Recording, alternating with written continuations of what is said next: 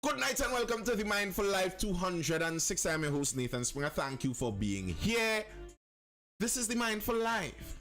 It is 10:03 on the 3rd of the 4th, the 3rd day of April in the year of our Lord 2023. Thank you for being here. It's a pleasure. Massimo Original over on Instagram says the truth is that without imposing and enforcing laws on the bequest of society, the only mentality criminals will have is who will stop me. Exactly. Crime and criminality is an opportunistic thing.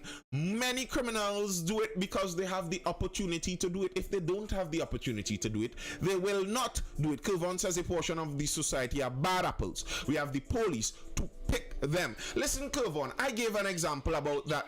Krenak, you will get a chance. Don't worry, you will get a chance. You will speak. Don't worry. I spoke about an analogy like that. If we think of crime as a tree, there's a crime tree that is growing in Trinidad and Tobago, and it bears the poisonous fruit of criminality. And when that poisonous fruit of criminality falls off of that crime tree, it lands and it poisons the ground of Trinidad and Tobago. So what we did, recognizing that crime problem we have, the crime tree problem we have, we hired some crime pickers. The TTPS were people we hired to go around and pick the fruit of this crime tree and make sure that fruit doesn't land on the ground and poison this country. Now, those crime fruit pickers could turn around and say, okay, well, can we not poison the tree and kill the tree so that this crime tree no longer produces this toxic fruit of criminality? And yes, we should be doing that. You are right. We have the Ministry of, what's those ministries? The Ministry of Family Affairs and Social and Gender Affairs.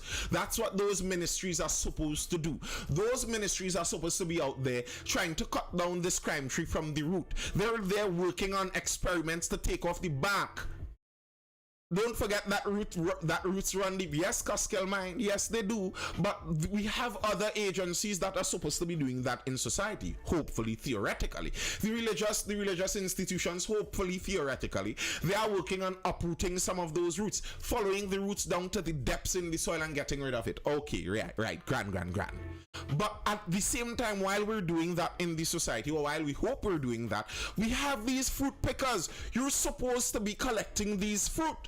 So if we are seeing the toxic criminal fruit landing on the ground, I am sorry, police officers, your job is to catch the fruit and prevent it from landing on the ground. Yes, you could say that the problem is the tree is there in the first place. Yes, you are right. The problem is the tree is there in the first place. We know that's the problem. That's why we hired you to stop the fruit from landing on the ground. You cannot now turn around, and when I'm telling you, sir, too many fruits are landing, then you tell me, no, what we need to do is figure out a way to get at the root. Okay, yes, I know, but you are still supposed to catch the fruits. So are you saying that you are incapable of catching those fruits? Well, then tell us that. Tell us that you do not understand how to catch all of these fruits and you cannot catch them. So then we could go and try and find a different route so that we could find someone else and employ someone else to catch the criminal fruit. Kremak, what do you say about that? What do you say about that, Kremak?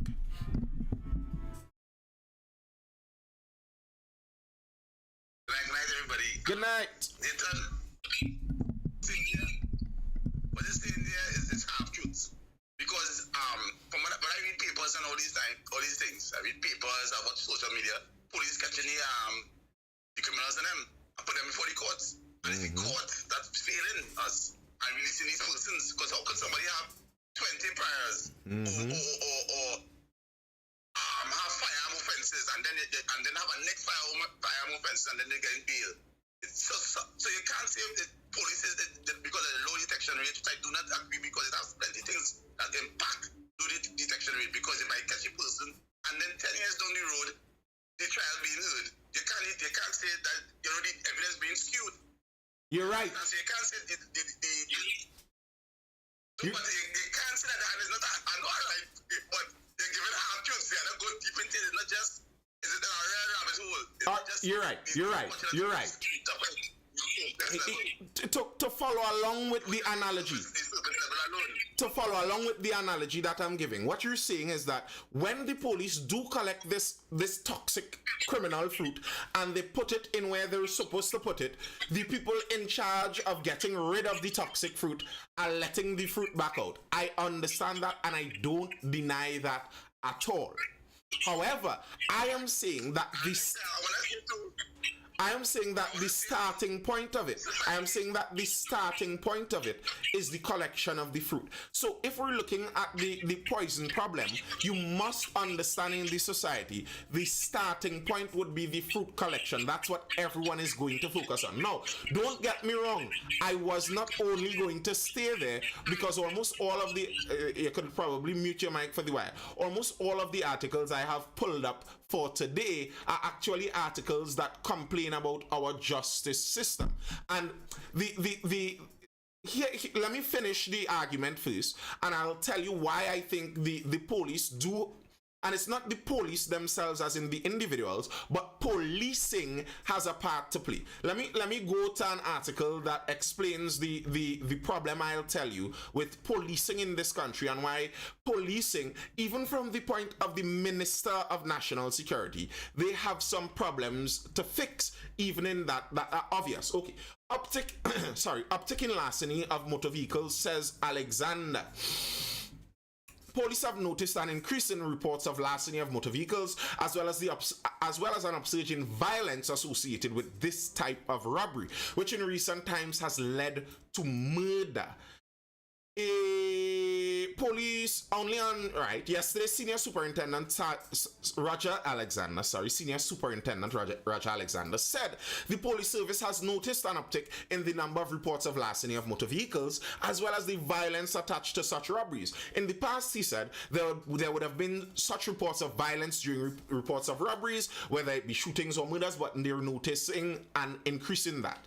Alexander, who also hosts the TV6 Beyond the Tape program, said the police intends to take action in a bid to curb the rise of this type of crime and to also apprehend the culprits. The TTPS, I know, will be taking this seriously and will be enacting various roadblock operations to find persons who have the intent of committing these acts of violence. But even as I say this, I am calling on citizens to work with us. We are a problem unto ourselves. As soon as people see roadblocks, they are quick to go on messaging chats to let others know. They may think they are trying to prevent their friends an inconvenience, but criminal elements are also on these chats. So now you have paved the way for these persons to circumvent the actions of the police, which would have been put in place to get these individuals off the streets. So what Mr. Alexander is complaining about there is that in policing, what they are noticing is that the public is fighting against the police.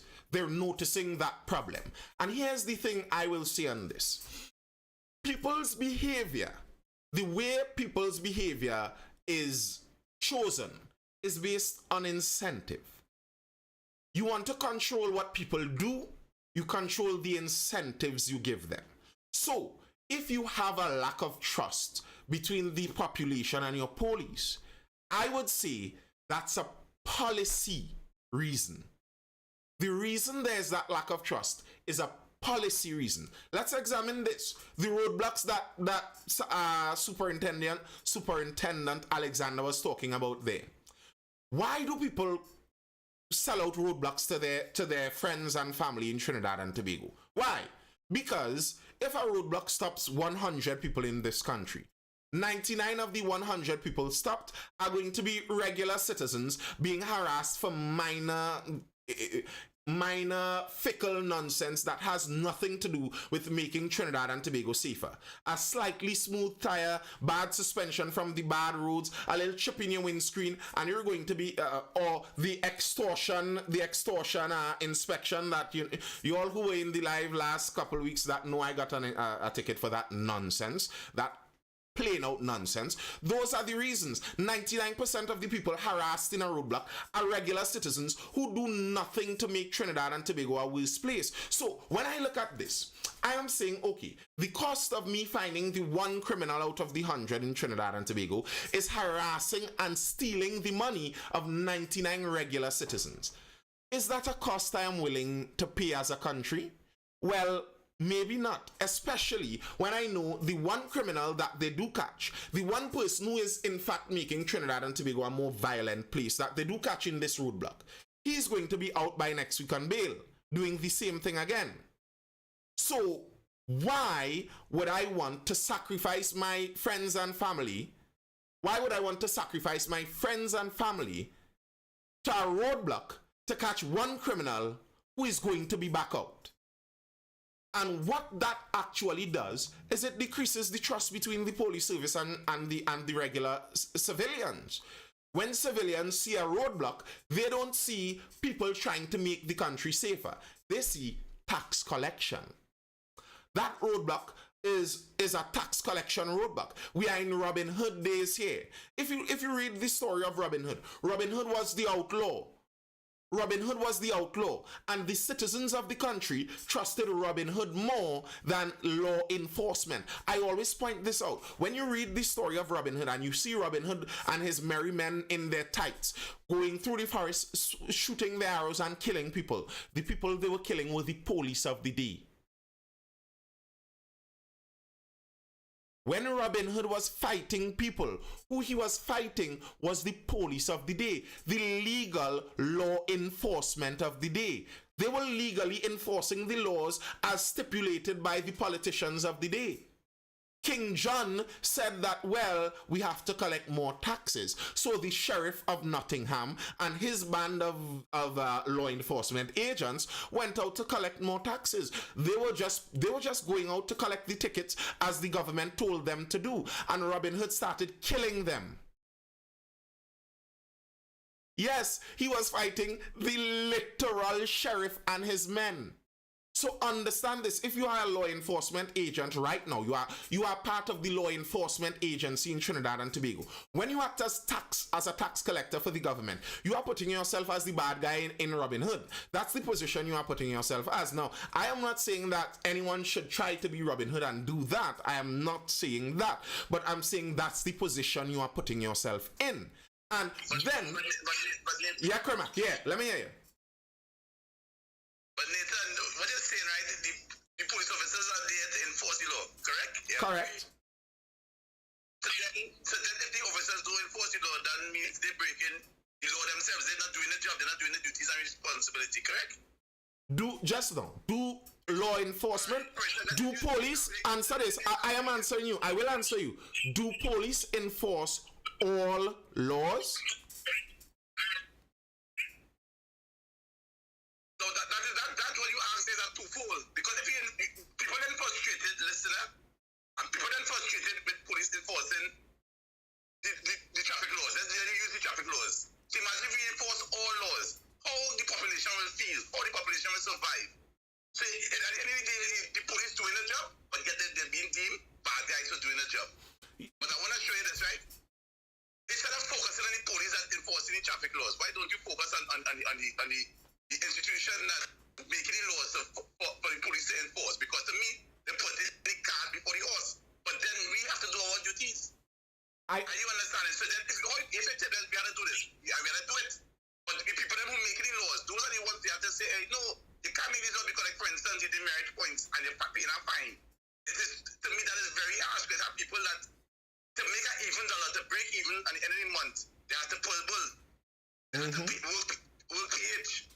So then if you put in more pressure on them, what you're already forcing this person to do, to pay something that he don't have, what you're already telling them, what you're already forcing that person to do.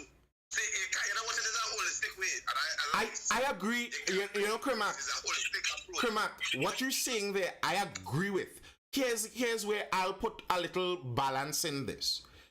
And I know this is where people regularly go, but there's a reason people regularly go there. Back in World War II Germany, if you were a police officer, the law became you had to round up the Jews and send them to the concentration camps, and then you had to make sure that anyone escaping the concentration camp is caught and returned to the camp. So when you were enforcing those laws in Germany, you were doing legal duty. So sorry, I apologize. I understand what you're saying, that the bad laws are the fault of the people who make the laws. But especially when we know that police do not enforce all the laws, I will say that any police that is enforcing a law that they are fully well aware is causing oppression on the population, I do not excuse you as just doing your job. Because just doing their job was what what World War II Germans were doing. Many of them were just doing their job and murdered millions of Jews. Many of the slavers were just doing their job. Those men who ran the slave ships, they didn't own the slave ships, you know.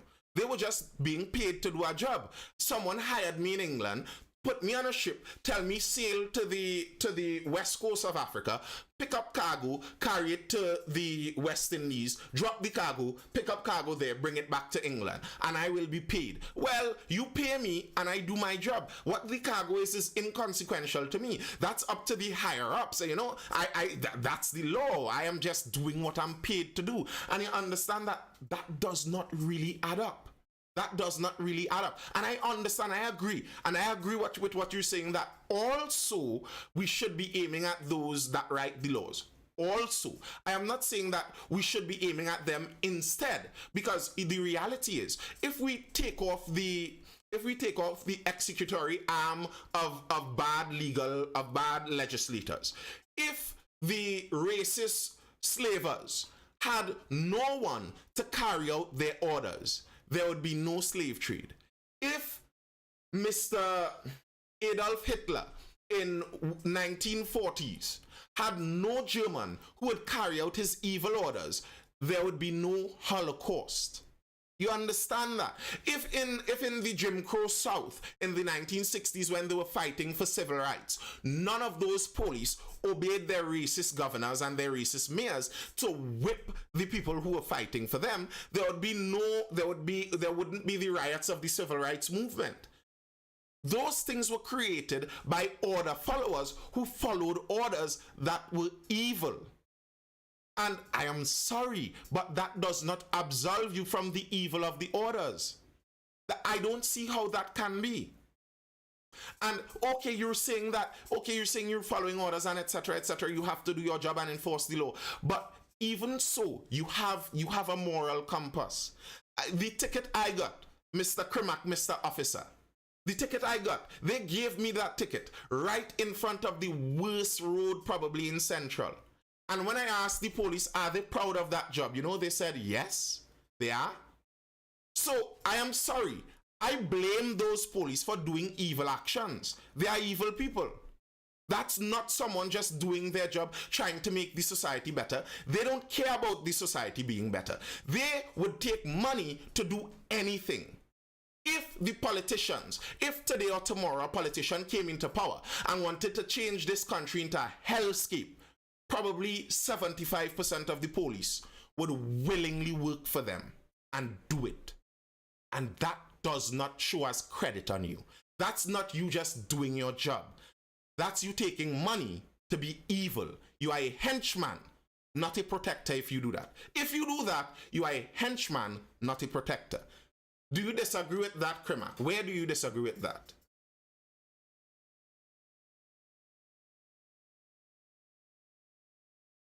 No, I can't.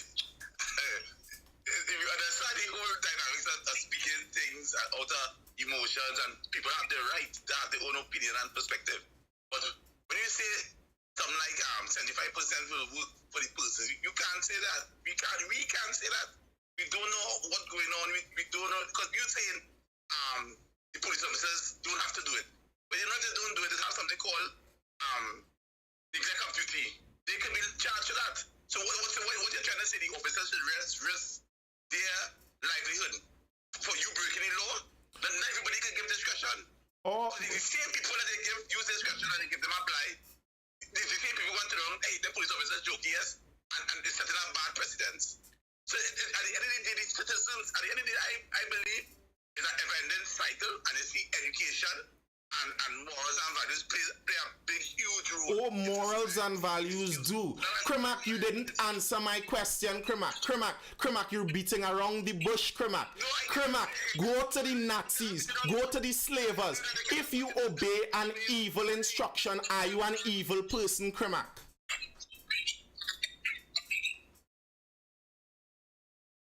No, you see, no, stop here. What evil law is, what evil law is have? If you break the law, you break the law. It's up to the police to use the discretion, but if you break the law, you're driving with no authorized lights. You break the law. Okay, so what you're saying, Krimak, what you're saying is there's no law that is immoral. The lawmakers cannot make an immoral law. Yes. They can make it, but so if you enforce an immoral law, Krimak, what does that make you? I effective police officer. So an effective police officer is a henchman. That's what you're telling me. So the police in Nazi Germany were effective police. So the police, the slave trader police were effective police. They would have been thrown in with the Jews. So You're being biased. how are you telling me that if you were in World War II Germany as a police officer, you would have been okay with arresting the Jews and putting them in concentration camps once it was according to the law?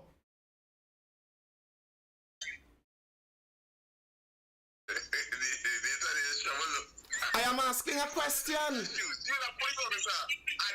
You realize, hey, everybody else doing this, and you want someone to sit down while you feel bad. You're not going to do it, that. You know there were some who didn't. Krimak, you know there were some who didn't. And what happened to them? Some of them were killed. Some of them were put in concentration camps. Some of them escaped, and one of them was highlighted when the grandchildren of all the escapees that he allowed to escape. All those grandchildren, the hundreds of them, came to meet him as he reached an old age, and he was highlighted as that. Those are the moral, upstanding citizens in our country. To be honest, I do not want officers in my country who would obey immoral laws. The reason that we have a civil service in the police service instead of having military as the police is we want moral actors as our law enforcement agents. We want them to be moral actors. You are not acting as an automaton without a conscience. You have a conscience here. And people were asking me to quote maybe any immoral laws in Trinidad and Tobago. I think that's nearly irrelevant to the point now, because the officer said even if the law was immoral, they would uphold it. And that's the point I like to make. When people speak about police and what police will and wouldn't do, understand that police, lots of police, act as henchmen. They are being paid to do what their bosses tell them to do.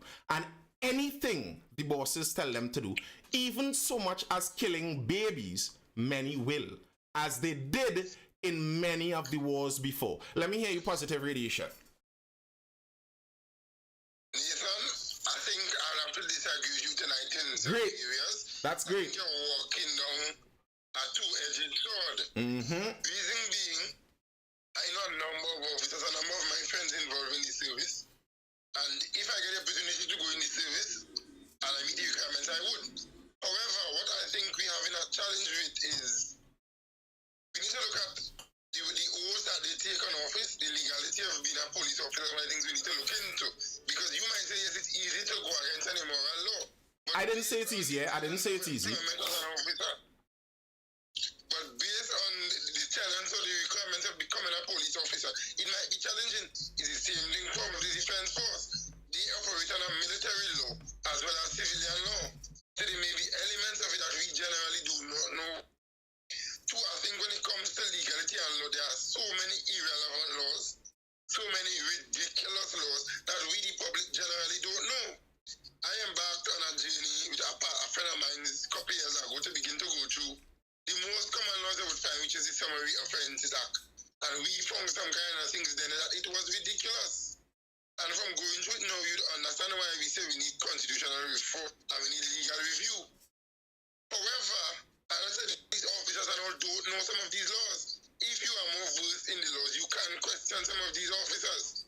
That's why you have lawyers who would not get speeding tickets, have lawyers who would not get charged for some of these same things, some of these tickets that we argue for, because they know the law. And then the service as a whole, or the legal facility, does not push educating the population on the laws. There's only one officer in on TikTok, which is SIL, I believe, who really goes through the act and explains the law and the implications of it. And the police services have not pushing his content. They don't have him on mainstream media where chapter number 125 of the Summary Offences Act states that once this is happening, you're in breach here, and this is the requirements. So you have a uneducated population reacting uneducatedly and tying up the whole scenario. If we know the laws, we know what we're supposed to do. It's easier for us to comply to them. But ignorance of the law is what? Not an excuse. No. True. Now, where Sylvan says, are you suggesting the people representatives make immoral laws? One, yes, that's kind of obvious. Many people's representatives have made immoral laws. The ultimate bosses of the people of the police are the people, Sylvan says, and I'll say that's utopian. That's speaking in hopeful language. The people aren't the ultimate bosses of the police because there are many buffers between that. The people don't choose their representatives like that. The people choose between the representatives placed before them. So the people cannot take up an individual representative and select them as the representative and push them out there. So that's an illusion of choice. The people do not have that choice. One. Two, as I've said before, as we've already established, the police are capable of deciding which laws they do enforce because the entirety of Carnival, the entirety of our Carnival festivities are illegal by our constitution. Nearly everything that is done on the Monday and Tuesday of Carnival is illegal by our constitution. But you will never see an officer arrest or harass someone for it. They will not do it. And that's the point I am making, where it's not even about the laws. It's not about the laws that are on the law book, because the police do not enforce laws based on what's on the law book. The police enforce based on what they are ordered to do. That's the point I am making. And if you are given immoral orders, because you are looking at this, you can see that all of the laws are not enforced anyway. As an officer, you can obviously see this. Positive Radiation was pointing out the knowledge of the law. As an officer, if you have even a little knowledge of the law, from your first week in the police service, you would notice that the police service does not run according to the law. You are saying that you know a lot of people in the police service. I know by how I criticize them very regularly, it mightn't seem so, but I have a lot of people very close to me inside of the service also. I know how some of this runs, and I know that some of the officers that enter the live and defend some things, they know that what they're saying isn't true. They know about the contravention of the law that they see every day inside of the police service. And these same officers who are sticklers for, upholding the law, we cannot let you go for this minor infraction because we have to uphold the law. They will watch their batch buddy doing criminal activities leading to the death of people in this country and do nothing about it. So what are you telling me? Paradise, let me hear what you're saying.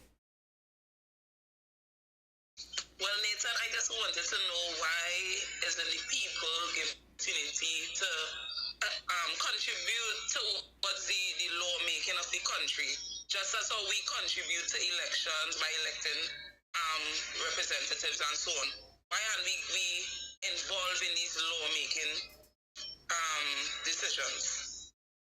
I want to hear your view on that. This how our system is supposed to run. Our system is supposed to run is that our member of parliament is supposed to be the represent. So I live in Couva North. My member of parliament is Ravi Ratiram.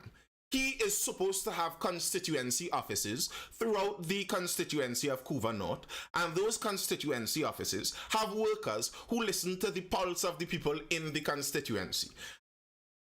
And the constituency offices are supposed to relate to him the views of the people. And when this MP goes to Parliament, he is supposed to relate to the Parliament the views of, as it were, the majority of the people in Couva North. The thing is, our system does not run like that because party politics has taken over our system. Mr. Ravi Ratiram has no real care for what the members of Couva North have to say. He has to obey what the people of the UNC tell him. Similarly with the people that are on the PNM side. And what that does is it takes away the power from the people's hands because the people, here's the reality. Who chooses who goes up for the MP? It would be the party. The party chooses if you get the power or not. So people, when they get into that position, who they're beholden to and the people. Like Sylvan was talking about. Hold on for a minute. Yeah. What I'm saying is, all right, we use this statement saying that it's the party that elect these people, but it's the people who actually elect these people who are in these parties, and we keep straying from that. You know, this is what I can't understand. Everybody's saying is the party, but it's the people that put the trust in the party to put the party in the position that they are. You're right. And just like the demerit point, right? You're right partially. Just now, you'll get to the demerit after. You're right partially, but I am sure you were born and met UNC and PNM here. I was born and met UNC and PNM here. So we don't get to choose our representatives like that. People say it's the people's fault, you know, all you keep using the PNM, you reusing the UNC and PNM. Well, that's not actually the truth. We came in here and met a system where two different corporations, being the UNC and the PNM, have a monopoly over our electoral system. And it's not just simple to get rid of them like that. What is there a plan? Is there a possible way we could get rid of the UNC or PNM by the morning? There's no way to do that. There's that illusion of choice. Democracy makes it seem like an illusion where the people have the power to do that. We don't actually have the power to do that. That's not true. And that's why I talk to the police end. Because if you're asking me where I might have more power, where I might get more effect, do you think I might get more effect attempting to get the entire country to all at the same time select another political party than the UNC or PNM? Or might it be more possible that I could speak to more police officers and get them to use their morality and sense when enacting laws put forward by these two corrupt corporations that we cannot get rid of? Which one do you think I would get more of an effect on? The attempting to get the entire UNC and PNM out, or attempting to speak to individual police officers who enact the laws of these UNC and PNM people and try to get them to understand these people don't have our best interests at heart? Paradise. That will never happen. Which one will never happen? Which one will never happen? Which one will never happen? We wouldn't be, as a society, I don't believe that we would get that opportunity to change a lot of stuff that's happening. But you know what I look at? Generation upon generation, people are being woke to what is happening. So I am intrigued to see what elections will look like. If it will still be the same way, if people will still vote for these kind of behavior, you understand what I'm saying? This continuous cycle. I want to see people will still vote for that, because when you really look at it, everybody's being woke to what's going on, and most of the laws, all right, coming back to the merit points, right? Hear what I'm saying? I posted in the comment section talking about the seatbelt, right? Whereas the police could they could make a law stating, all right, we could give people at least 3 blind, right? We're giving them 3 blind per year. I'm gonna be back on that. There should be a system where they could go up and say, well, they could say, well, right, Mr. James, you used up your 3 blind, so we have to give you the ticket. You understand what I'm saying? And there's certain charges that they could lay on people instantly. I understand that, right? But there are certain things that need to be fair about, and we're not seeing that. We're not seeing the fairness. You know? Here's the thing. Sylvan said morality may differ according to the just now, Kremak, you're going right after. I just read what I see what Sylvan said there. Morality may differ according to the individual, but the law remains, and Kremak agrees with that. And I agree. That's the purpose of the law. The law is there to be the overarching morality, so that if I am a Christian, you're a Hindu, you're a Muslim, you're a nothing, you believe in whatever you believe, regardless of what we believe, the law is the overarching thing to say this is the morality of the entire society, this is the morality we go by. Now, before we go there, bear in mind I've already pointed out that in Trinidad and Tobago, we do not enforce laws based on what is on the law books. Police do not enforce laws based on what is on the law books. Police do not enforce laws based on what is on the law books. So you could say that our morality is what's on the law books, but then that's not what the police enforce. The police enforce laws based on the orders that come down. That's why we do not have public indecency charges during Carnival. So, just as you say, morality may differ by the individual, but the law remains, well, the law enforcement, the selection of laws to enforce may differ by the individual. So if you are saying that, well, I am an upstanding holder of the law, well, then you aren't supposed to take orders based on just enforcing some laws. When Carnival comes out as a police officer, you're supposed to head down to town and start arresting people from a side. But I have never seen a police do that. So to attempt to make the excuse that, okay, I understand that you may find this immoral, but I'm just upholding the law. No, you are not just upholding the law. You are just obeying orders. And if you are just obeying orders, you should be looking at the orders to make sure they are moral orders when you receive them, not based on just the law, because you are not obeying just the law. Kremak, let me hear. The person was just speaking. She was saying that you don't give the police don't use a system whereas they don't have a system where it is used to give people supplies. You see the electric devices they have now, electronic device, where it is giving ticket now, they have a feature on that system where they could note that I saw Nathan Springer on the highway. I spoke to him about a tail light, a broken tail light. He could put that in the system, and that will remain there. So the next officer run into you and they put in your name, they will see that warning. So it's not just the system they implemented. It's not just haphazard. It is very, very strategic and sophisticated. The police can't fool police no more. So if you come there, you apply up the road with the tent, it's alright. But don't go ahead. So you get catching tongue 3 days or a week after. That is noted in the system. So any officer pull up a name, it is there with a license number. You understand? So it's not like it's two Nathan Springers. You have one Nathan Springer with that license. Are you understanding? So persons need to get away from that myth and just speaking other things that they don't know. That there is, as it were, a blind system. But is that up to the discretion of the individual officer? Kremak? No, it's not. They can't say solely it's about discretion. Because they come on a legitimate excuse and say, well, I was not coming on the road and the windscreen break. You understand? A stone fall. Now it's up to the officer to use his discretion and believe your story or not. So if you do that now he can enter that now. So this person say, on this date, this windscreen was cracked, a mango fall in it, whatever excuse they give him. But the next time, you can't use that excuse because it would have been noted in the system. So in other words, what you're saying is individual officers have the discretion to choose what to enforce. Before you finish that, Positive wanted to talk. Positive, you're next, right?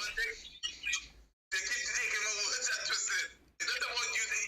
It's how you justify yourself. Why your tires smooth? I was drag racing and I'm not going to change my tires. You give them an excuse. You understand what I'm saying? So, alright. I don't disagree. Kremak, what going on here is you trying to stay away from the word discretion. But in reality, what you're talking about there is discretion. Positive, let me hear you. Nice. Few questions. Number one, the marijuana legislation.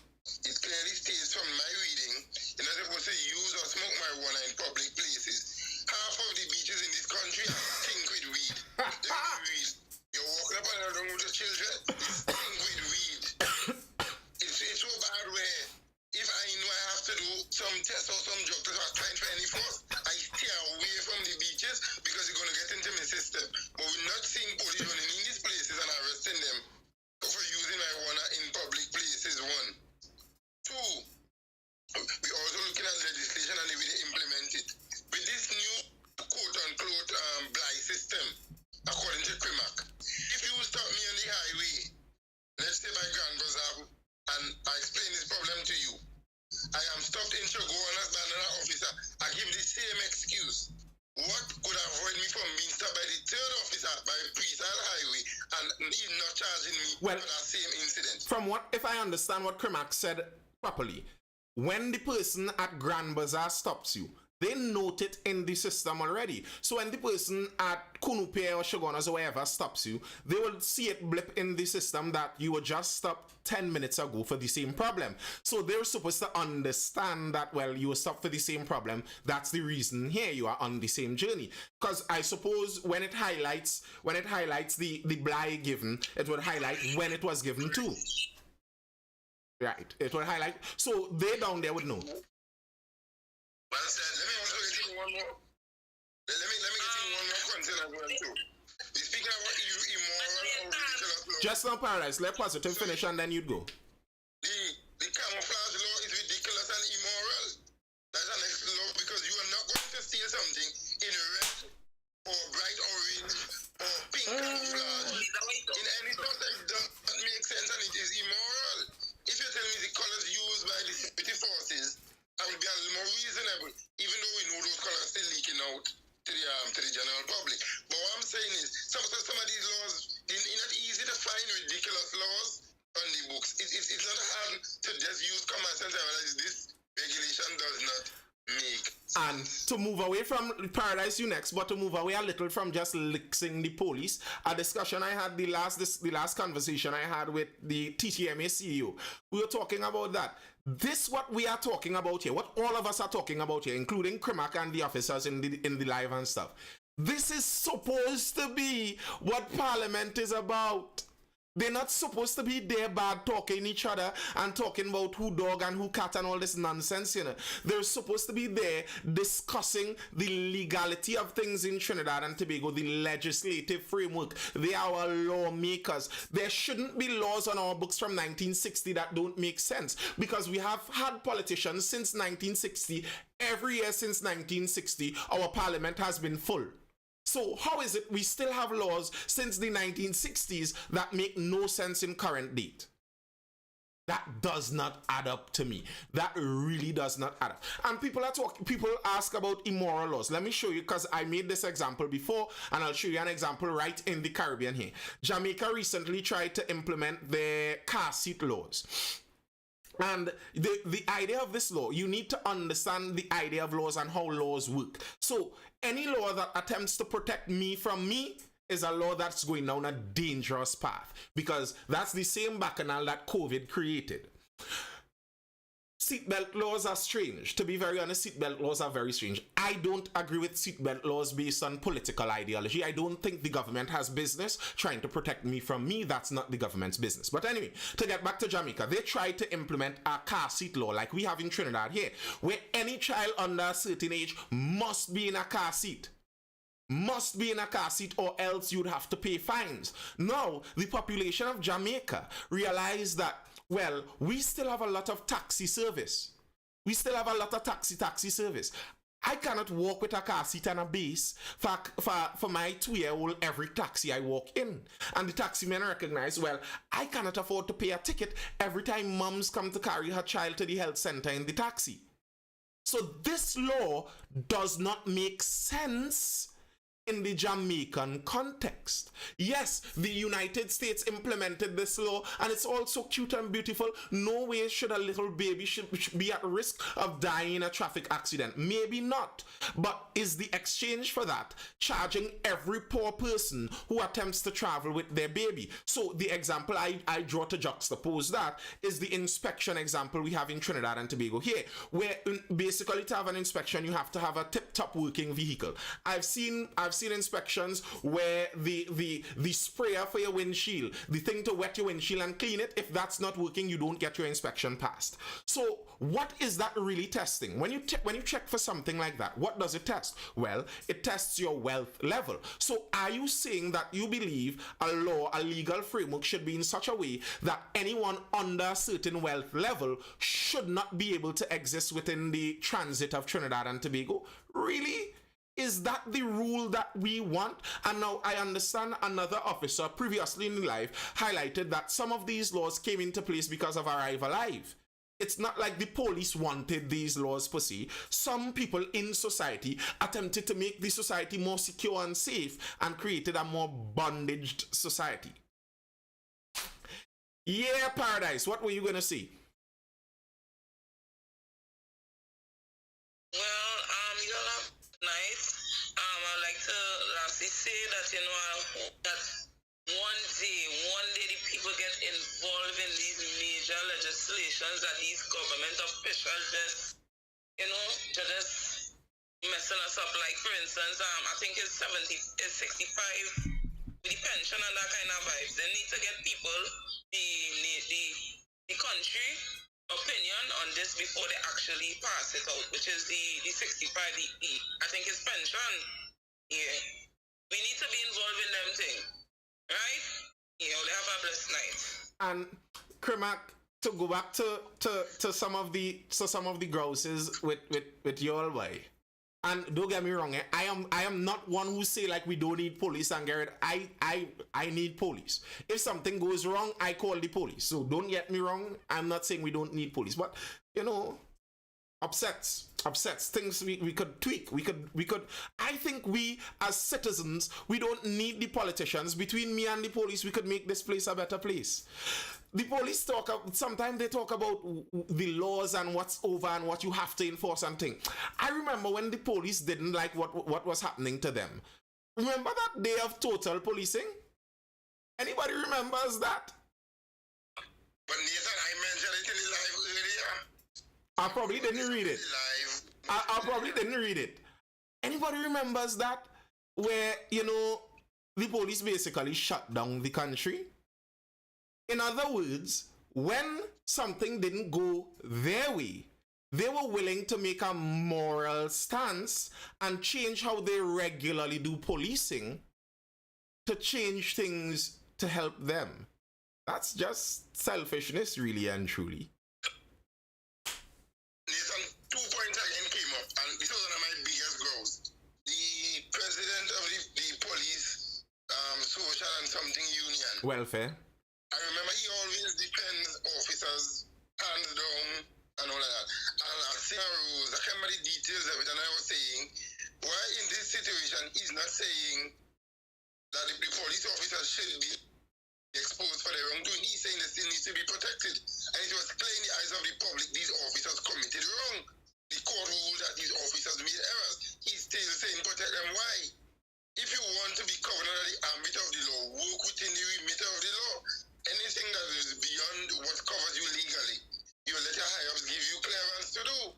So I'm like, why is he protecting officers, and when they're wrong, you have a problem telling the public, our officers really erred, they really made an error, and we apologize on behalf of the service, and we're going to advocate for retraining or for recurrent training, or we're going to have customer service for all officers every 6 months, or we're going to develop an online platform. So at least bring some of these suggestions. Don't make it look like if all your main purpose in life is to protect police, and your first division officer, so it's kind of ironic.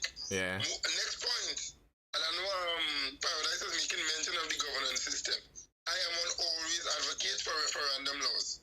Unfortunately, we don't have referendum laws in this country, and I don't think as a population we would elect representatives who would make referendum laws or make referendum a part of our constitution, because it'll just crack this whole system. You see, when a change in a governance structure, the population have to be prepared to accept some of these changes, and it's not going to be an easy period. You're moving away from your comfort, from what we know, to the uncomfortable. And there are occasions when I support police officers. Many of them, many occasions I support police officers. Many occasions. And I am... An encounter with them. And I am not of the view that the police are always wrong. And, you know, even in some of the killings where, to be honest, some of the killings are some of the places I might support the police more, because I understand your life being in danger and you reacting to your life in danger. One of the things I hate to hear is when people say things like they should have shoot him in the foot and them kind of nonsense. I hate to hear things like that. That's people who obviously don't understand how your life being at danger works out. So I'm not saying that we don't need them, but you know, there is that balance there. KP says, and burning tires on the street is selfless. I would have you know that, KP, if you were one in my live, I've been doing this live for the better part of a year and a half, nearly 2 years now.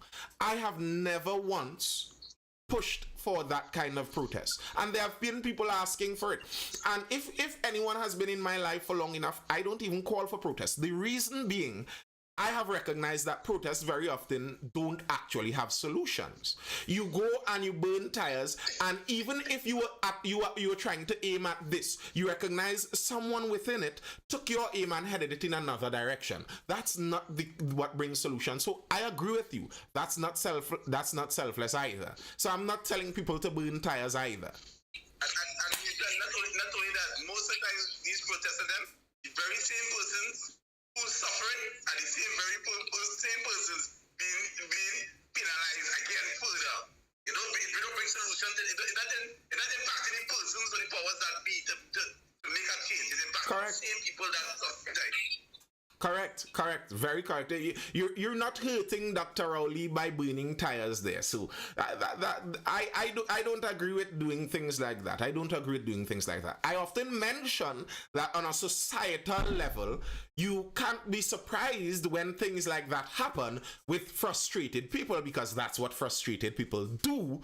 But if the frustrated people were to ask my advice, I would tell them, don't do it, because you don't get help from it.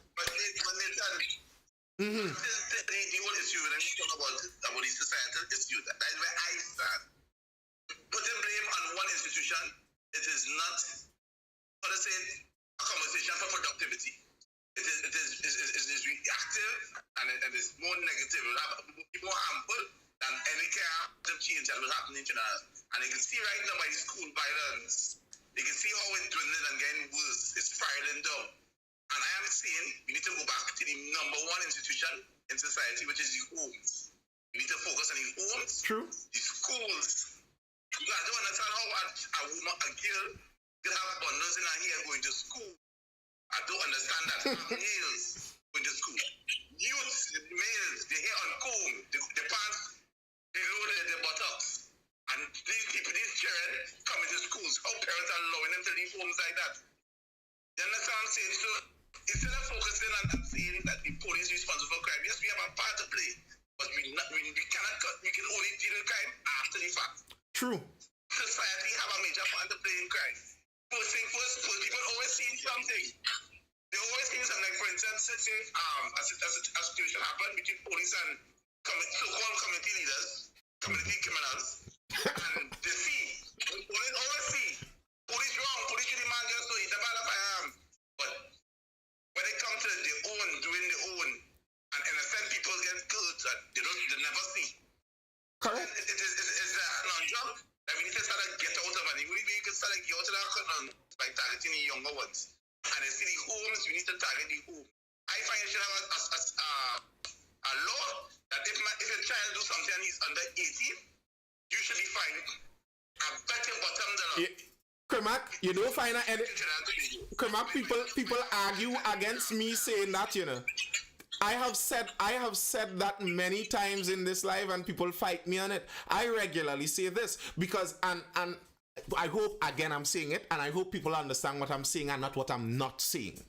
If your dog is not your child, Don't listen to these millennial women and the dog moms nonsense. Your dog is not your child.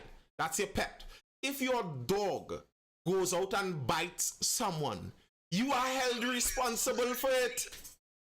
How your child could go out there and how your child could go out there and be menacing society, and you just like, I don't know, Animals move by instinct. And they put laws in place for you to control that dog, to do everything in your possibly can do to protect that person from that dog and being bit by that dog, or being harmed by that dog. They make sure put laws, they put dangerous dogs, they give you a list. These dogs are dangerous dogs, you have a license, you have to be trained, all these things. But for people who are making the children, they want to put no laws in place. But then again, you have to watch who benefited from it. Yeah. It's a more deeper thing, and we don't understand. We don't look at it like from that, because people say, "I'm putting the guns into their hands." Who not educating them? Who not making them aware that they're be used as tools? You understand? They make it harder. Parents not going to supervise the children because they have 2 or 3 jobs. So it's a whole. And you're coming next, Positive Radiation. Positive Radiation.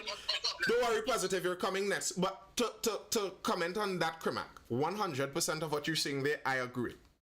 And just bear in mind for anyone viewing this, most of my lives aren't insulting police or fighting the police. Most of my lives actually talk about those home issues. I regularly talk about the issues of parenting and family. That's probably the crux of my issue, what I talk about, social issues. What I was saying here with the police is I think this is also one of those social issues we need to tackle. Because the reality is, me here in Couva North, I cannot go to Sealots and make sure that all the fathers in those homes are doing as they should do. And some of those fathers may not do, and I'm not just calling Sealots to criticize them, but we know. So if someone from that area, or someone from any area, whose parents aren't doing what they should do, are menacing me and terrorizing me, that's where the police come in. And if in a society we see that the police aren't protecting us from the terror of regular civilians versus civilians, what the police mostly do is enact the terror of the political class to the civilians, as in tax collection, and they aren't protecting me enough from this. You must understand that the society is going to lose trust in the police, because the police aren't here for my good, they're here for the good of those above me. That's the point I'm making here. Not that the society doesn't have a part to play. We obviously do. But so do the police. And if you are a member of a society that is very violent, but then most of what you enact as a police, most of what you enforce, has to do with collecting money for those up. Yeah, Positive. What do you have to say?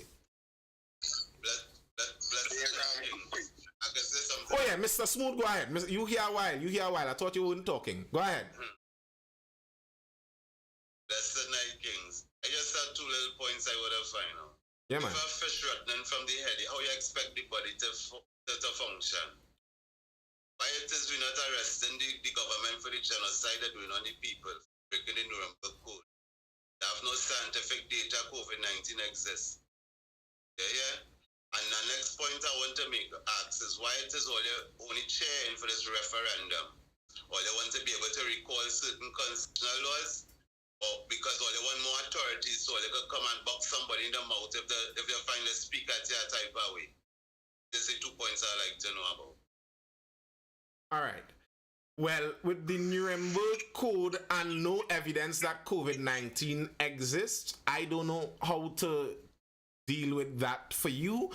At the end of the day, it's what the government say goes, as we have already established throughout this discussion. So good luck on fighting that one. And I don't know who you'd say our government is committing genocide against. What's that?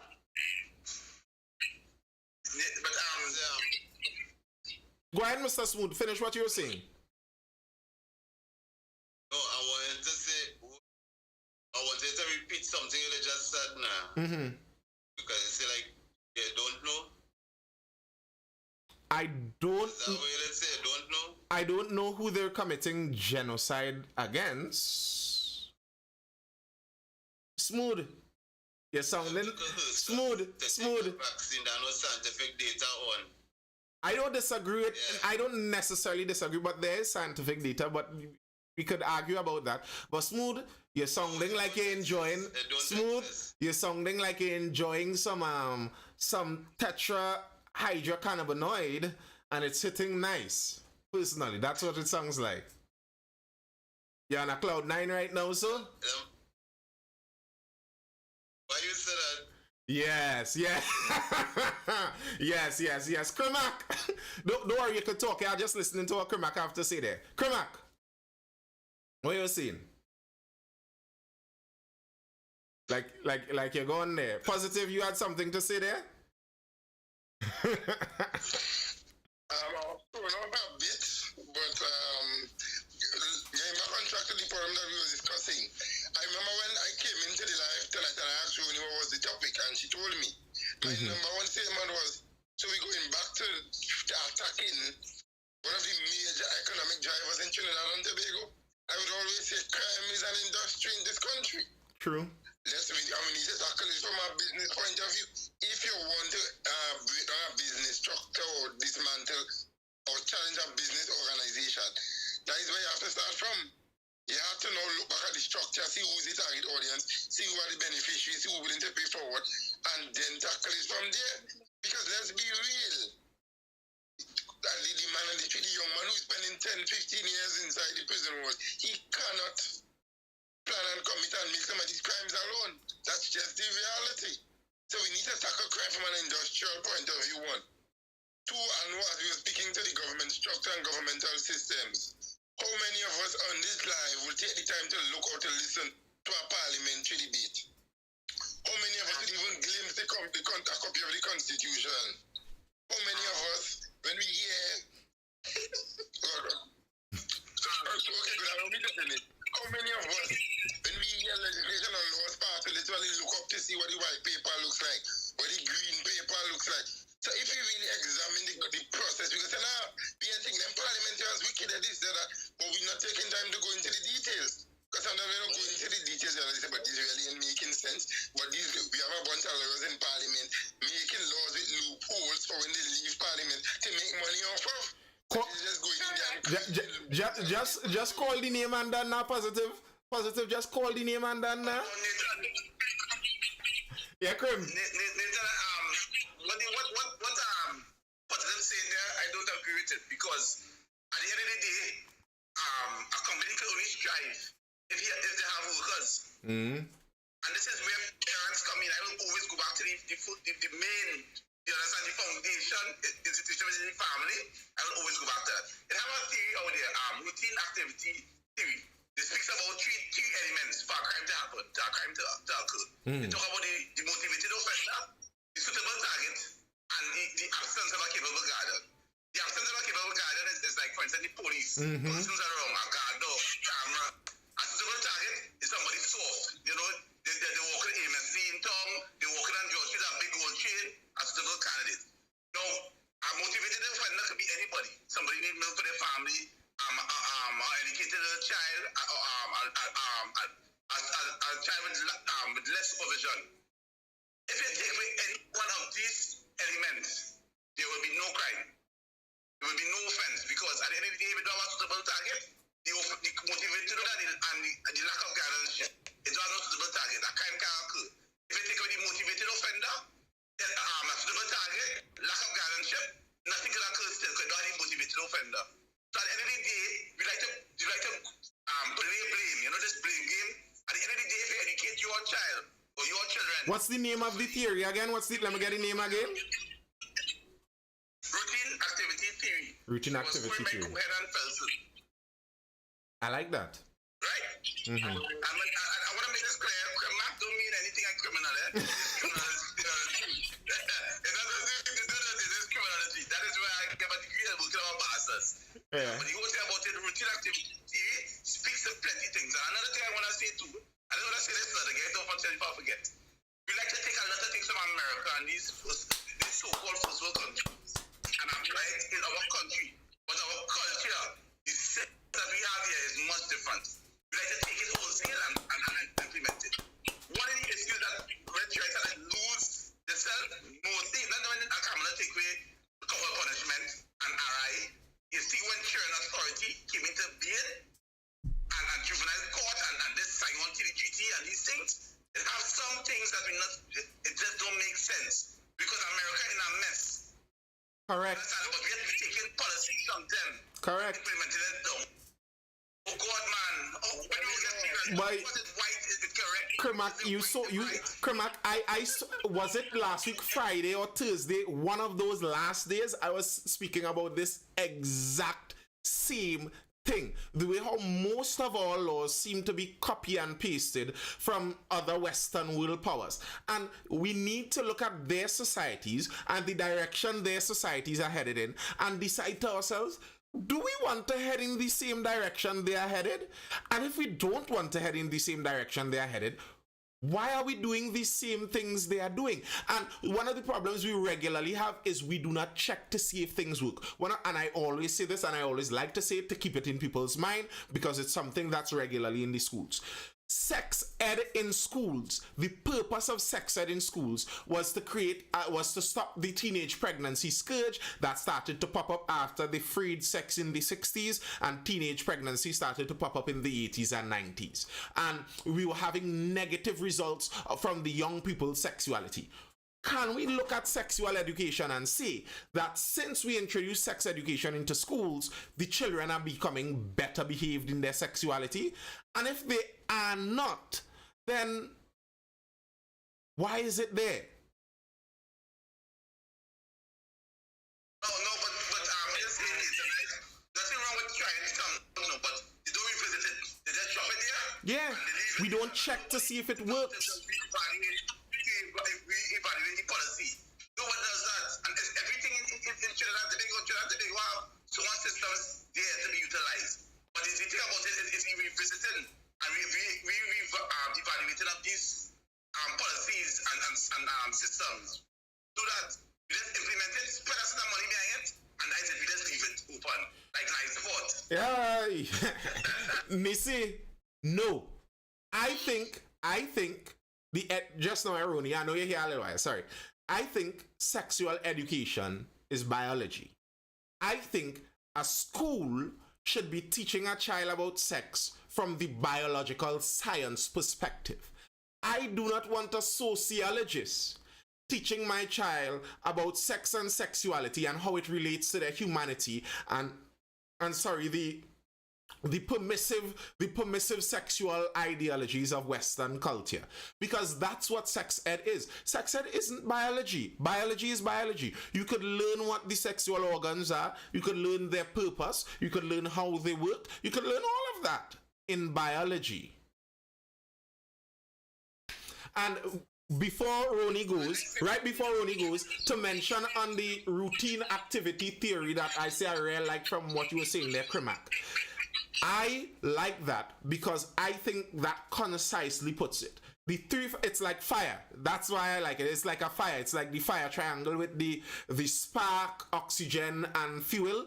You need those three things for the crime to occur.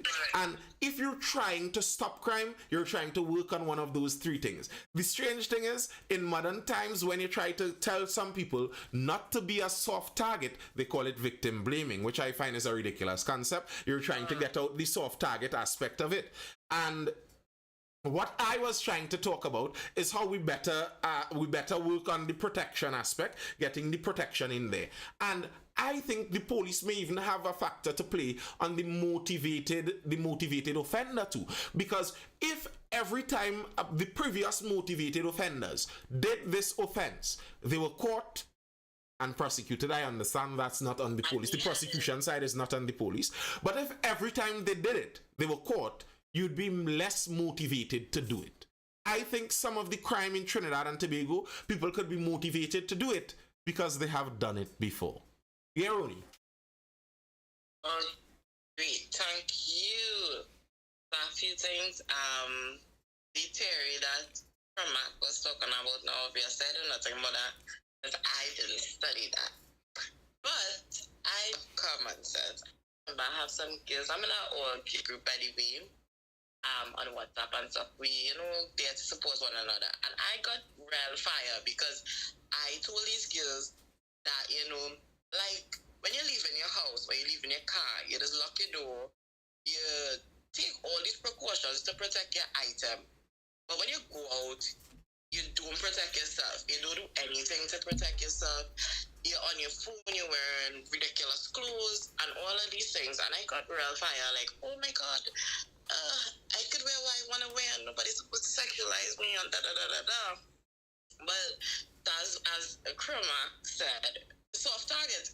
You make yourself a soft target by walking in the street by yourself in the middle of the night with a shopping phone on your phone with your headphones in the air. And a lot of people don't like to take responsibility for themselves and they want to well, men shouldn't be creeps and the police should protect and da-da-da-da. But as you have to take responsibility for yourself, just like parents have to take responsibility for their children and ensure that you're putting out a productive citizen, basically. And I don't think that I'm running nowhere. You see, most women will say no because they don't want to take responsibility for themselves. But that's true because I don't go out the road and leave my front door open when I'm going to the shop. I lock my door. When I go to the mall, I don't leave my car door down with my keys in the ignition. Because somebody will go with my car. But nobody wants to take responsibility for themselves. They just want to blame everybody around them. That crime shouldn't exist because crime exists because we have criminals. And because we have criminals, we need to take precautions. Right? I agree. Don't live in a fairy world where precautions are not necessary. It exists because you are social ills. Crime exists because you are social ills. Not because you are criminals. You are social ills. Are you not fixing those things? You understand? That is why crime exists. Okay, well, we have crime because we have social ills. Great. Fine. No problem. Next thing I wanted to talk about a little bit, the recent, crime of a certain nature, of a certain height, never really makes it, right? Like, recently, that man got $32 million in his bank account, right? Nathan, if I transfer $100,000 to your bank account, would you not be red flagged one time? Yeah. Would you not be called in for some kind of would you not have to declare that you have some funds coming in? Yeah, Yes. this man it was 32. I can't remember, but somewhere up there. Coming to his bank account, he was never called.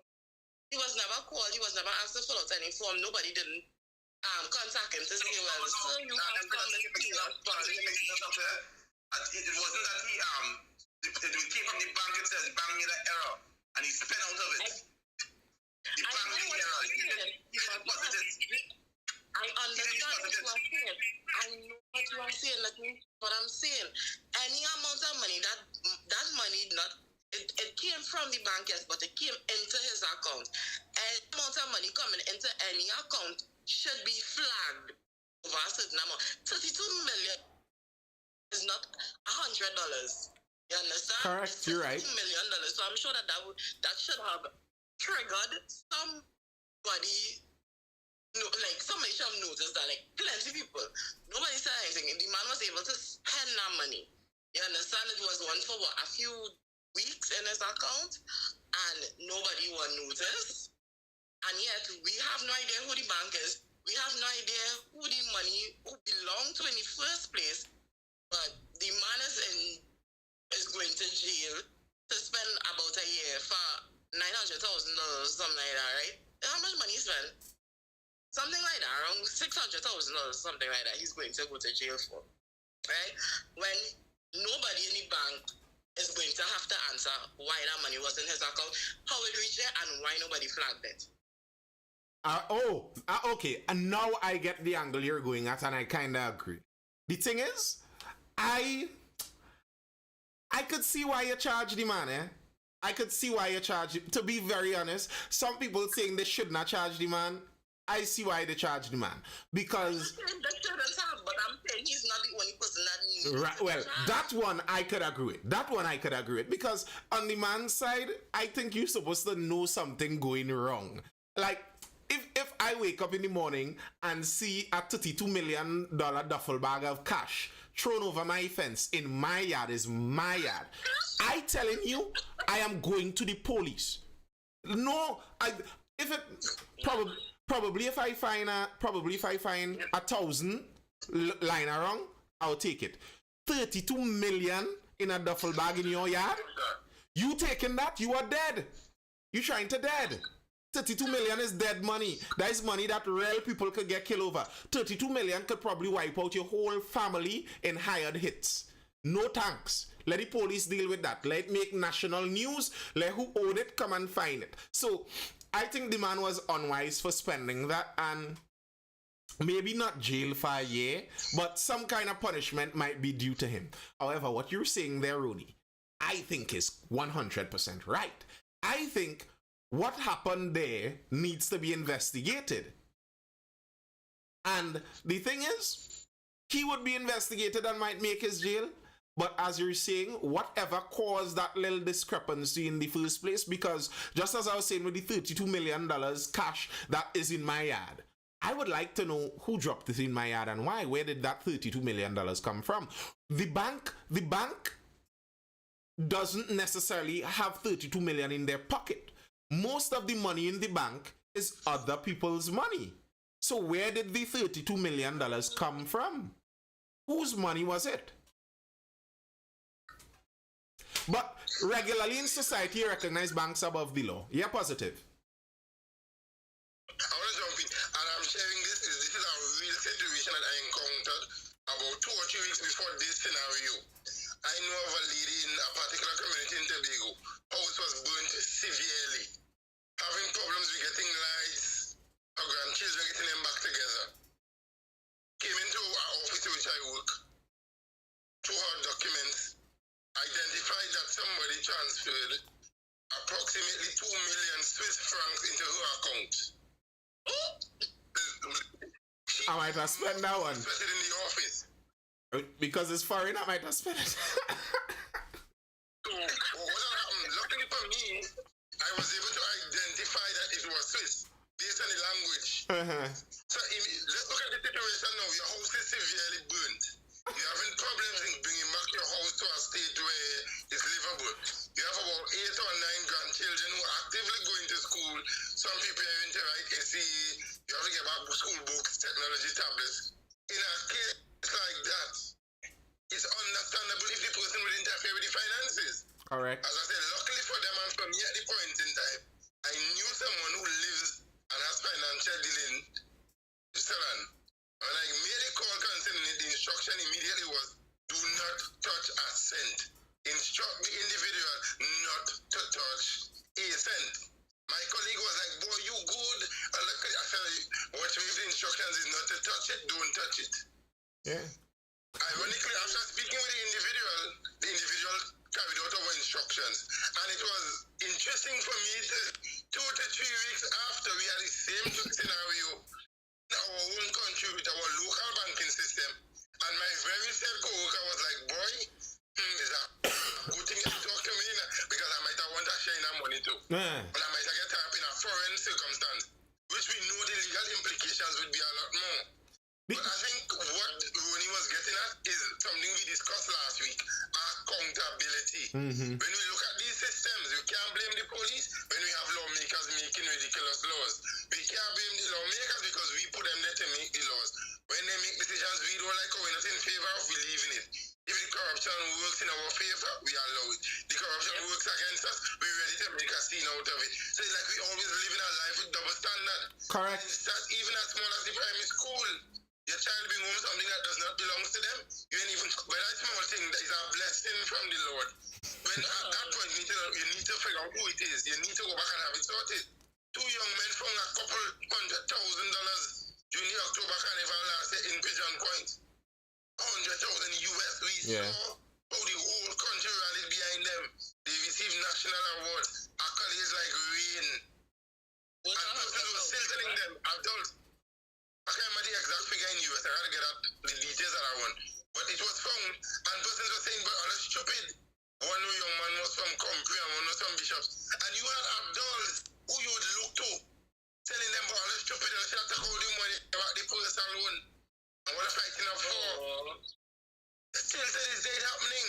So what are we telling our children as a society? What are the parents doing in the homes?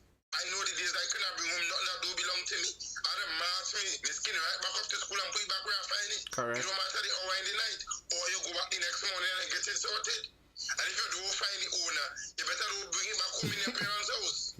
Correct. Because the principle was, this is how things work. And the same thing Primark was saying, we need to go back into the homes for these principles.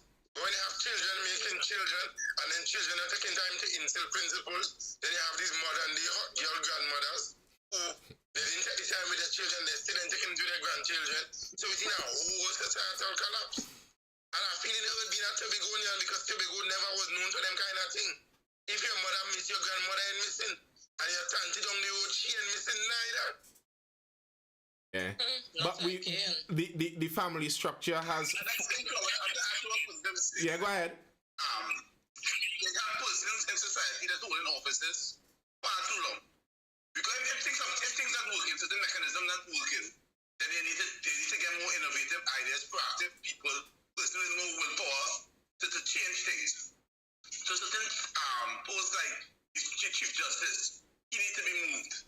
You understand? The DPP, you understand? If people not working in critical posts within the country, things are moving, you understand? Things are working, you need to move them. Correct. Because I can't understand how in the court system, you can only have 7 criminal courts and less civil courts where people are already utilizing. If you really want to fix the backlog of criminals who's in jail for 10 years and these things, you have more courts. You introduce something that nothing. That guy in power there for in that seat over 15 years. And he still there. Nothing has changed. 15 years ago, the judiciary is still the same way. Well, you see, Kermac, I am sure you've been paying attention to what's going on now. And if you look at what's going on now, you recognize it's a mess of what positive radiation says there, accountability. They're saying, okay, the problem here is not the courts. We can't make more courts because we don't have enough prosecutors.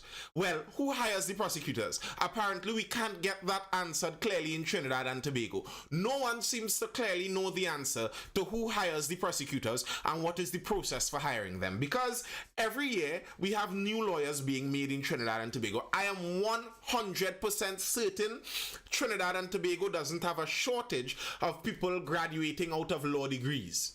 We have a lot of people doing that.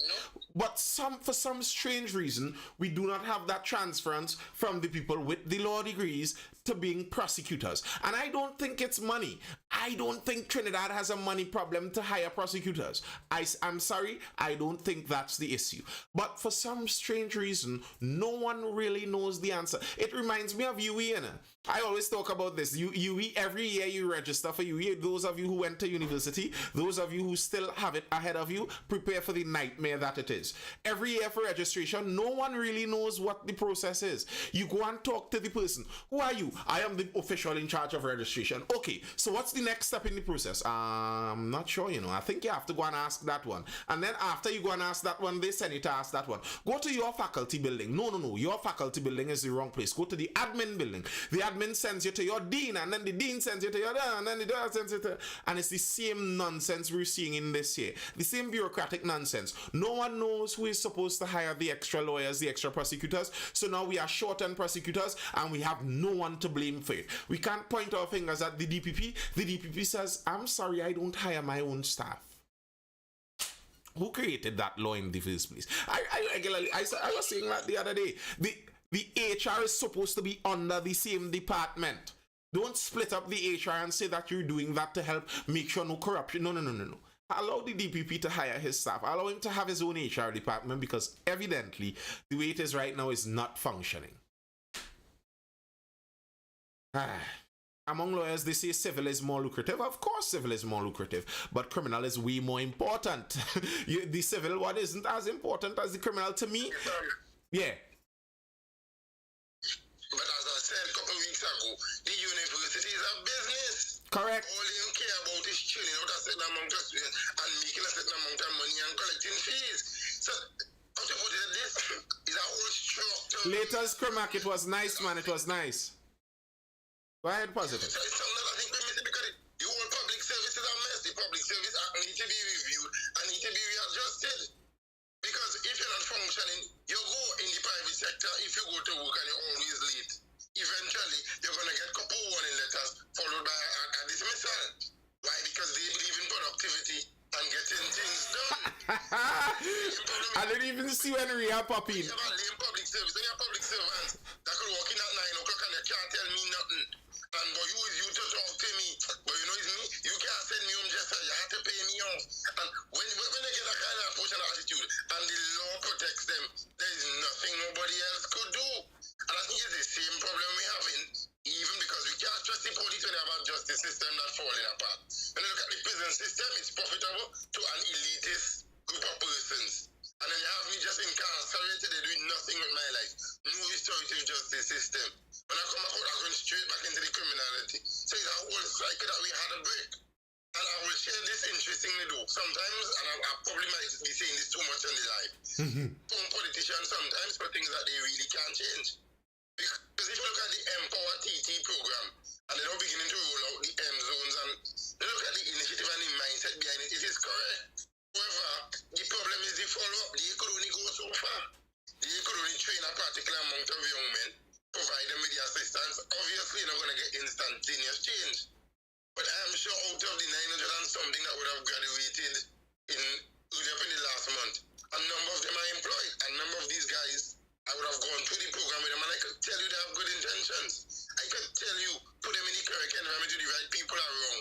They will smoke the liquor weed or whatever, but they would not become nuisances to society. But how are we catering for them? I agree with you. We're going to decide, okay, here's what's going to happen. We're going to relax this rule, we're going to ease up here, and we're going to give them space to grow. But we just want to get them to the system. Well, as you said, it's profit. It's profit. You give them into the system and someone profits at the end. But I agree with you. I agree with you that oftentimes we blame the politicians for things that are outside of their control. And I hope that the program that I regularly do and these lives talking about issues and trying to dive a little deeper into the issues and wiggling inside there to see the facts and reality inside there, beside just what the headline or the old talk might say, beside that, trying to dig in. I hope this has some help. But we have come to the end of it. Unfortunately, this has been the Mindful Live. We do this every weeknight around that 9:30 starting time. We've been struggling to start correctly on point, but we're getting to the 9:30. We will be there by tomorrow. So if you are interested in this live, we're here again tomorrow night, 9:30. Be sure to tune in then. I was your host, Nathan Spring. I have been Nathan Spring. I enjoy doing this, I enjoy doing this. It's unfortunate that Krimak has gone before I was able to thank him. I like that he was able to come inside here and give a perspective from the police. I like that. Part of what I like is liking someone that disagrees with the direct point I'm making, speaking against it. So hopefully if I am wrong, they're able to fill in the spaces where I'm wrong. And if they are wrong, I may be able to fill in the spaces where they are wrong. And the people in the middle are able to get the product of the two of us, the nice, correct truth, raining down and drizzling down on all of you all. I hope you enjoyed it. I hope you're educated, informed, or entertained. I am Nathan Spring. I was the host of this Mindful Live session. I'll be here with you guys again tomorrow night. Latest, people. Hold it on. Ooh. On some jazz. That's the vibe. Hold it on, people. Laters. Peace.